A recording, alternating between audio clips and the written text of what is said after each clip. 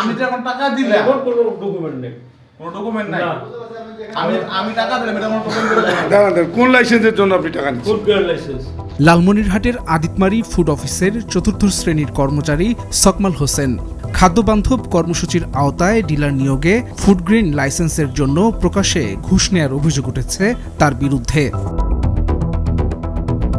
অভিযোগ উঠেছে ডিলার নিয়োগের বিজ্ঞপ্তি প্রকাশের আগেই সকমাল হোসেন ফুড গ্রেন লাইসেন্স দেওয়ার প্রতিশ্রুতি দিয়ে আবেদনকারীদের কাছ থেকে হাতিয়ে নিচ্ছেন লাখ লাখ টাকা।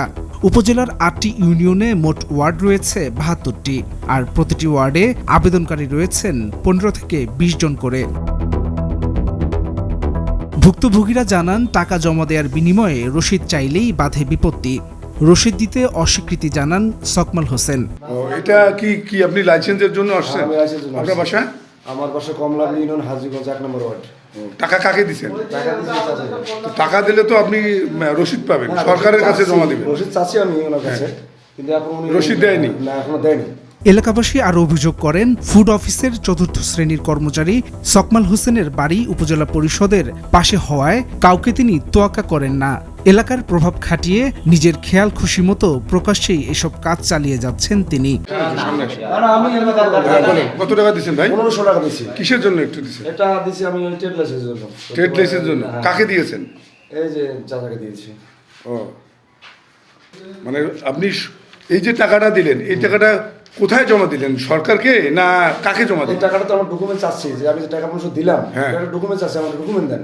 ওইটা আমার কোনো কিছু দিচ্ছে না। টোকেন দেন আমাদেরকে। এদিকে আবেদনকারীদের কাছ থেকে নগদ টাকা গ্রহণের বিষয়ে ক্যামেরার সামনে অভিযোগ স্বীকারও করেছেন সকমাল হোসেন। টোকন মানে ভাই ওই যে লাইসেন্সটা আসবে, লাইসেন্সটা দেবো আমরা। আমি যখন টাকা দিলাম কোনো ডকুমেন্ট নেই, কোনো ডকুমেন্ট নাই। না। আমি টাকা দিলাম, এটা কোনো ডকুমেন্ট নাই। দাঁড়ান, কোন লাইসেন্সের জন্য আপনি টাকা নিচ্ছেন? Food grade licence. Food guard লাইসেন্সের জন্য কি কাগজ দিয়ে? এটার একই সরকারি, এটা কি এটা সরকারি, সরকারি ফিতে? সেটা গভর্নমেন্ট জমা নেবে, ব্যাংকে জমা নেবে? তো ব্যাংকে তো জমা দেওয়া হয়নি। কে জমা দেবে? আপনি কেন জমা দিবেন? তোমরাই দাও। হ্যাঁ, তো টাকা তাদেরকে দেন। হ্যাঁ, তাদেরকে দেন। তোমার টাকা আপনি নিচ্ছেন কেন? আমার কিসের রসিদ দেবো? আমি কিসে টাকা কোথা টাকা দিয়ে আসবো? আপনি এই টোকেন দেবেন না? আমি তখন আপনার চালান আনবেন। ঘটনাস্থল পরিদর্শনে সাংবাদিক সেখানে গেলে তার উপস্থিতি টের পেয়ে দুপুর ১:৩০টার দিকে অফিস কক্ষের সামনে তালা ঝুলিয়ে দেন আদিতমারি ফুড অফিসের কর্মকর্তারা। তো আপনারা দেখছেন ফুড অফিসে তালা ঝুলে আছে, অফিসে কেউ নেই। ওই মাথা পর্যন্ত দেখা যাচ্ছে এখানে দুজন এসছেন, হয়তো ফুড অফিসের যে কোনো সুবিধা নেওয়ার জন্য কোনো কাজে, কিন্তু তারা এসে দেখতেছেন যে আসলে ফুড অফিসে তালা ঝুলছে। কোথায় গিয়েছে এখন তা জানি না। এ ঘটনার সুষ্ঠু তদন্ত করা হলে থলের বিড়াল বেরিয়ে আসবে বলে মনে করছেন ভুক্তভোগী সহ সচেতন মহল। তাদের আশঙ্কা, প্রশাসনের দুর্নীতিবাজ কর্মকর্তা কর্মচারীদের বিরুদ্ধে এখনই ব্যবস্থা গ্রহণ করা না হলে ভবিষ্যতে আরও বড় ধরনের অনিয়ম হতে পারে। হাসান সাব্বির, ভোরের কাগজ।